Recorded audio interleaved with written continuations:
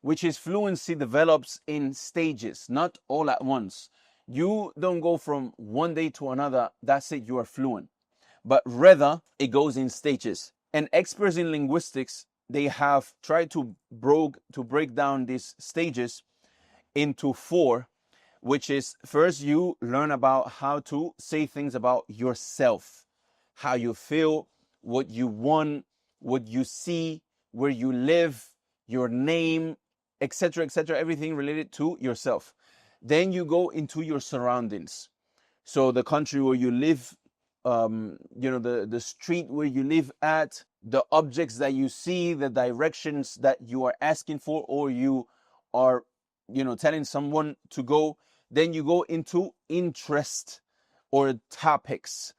So things that actually interest you, like reading. You are able to talk about reading and how much you love it and what type of books you like reading, or about sports and going to the gym and what type of workouts you like to do.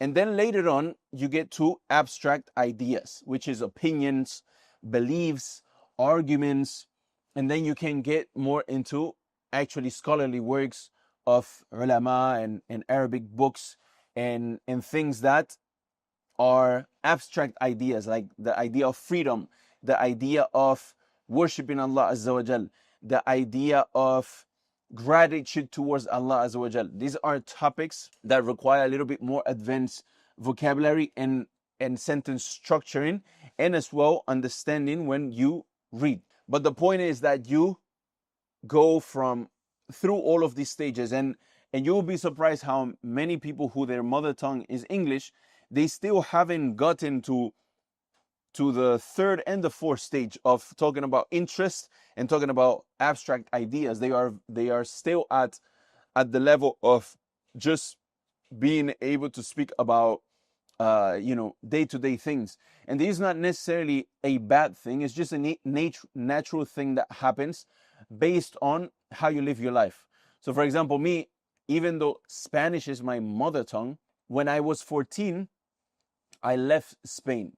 So when I left Spain, I went to France, and now I started using on a day-to-day basis the French language. So what I have noticed is that my Spanish, because the fact that I have never done any academical studies or haven't read books in Spanish, but rather all my Spanish was used with my parents and my friends, and going to public places asking for what I'm looking for and so on. My Spanish stayed very, very simple, very day to day. So I am still at these two stages, self and surroundings. It doesn't mean that I don't have the skills to go to the third stage and be able to talk about interest and be able to talk about abstract ideas in a more eloquent way.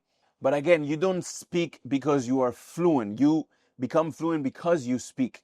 So I could say that because the fact that I have been using the English language to teach the Arabic language, and I had to actually learn concepts and how to explain different things in the English language, then it made me have a more professional and a more academic level type of English, being the fact that I have used the English language in this particular context.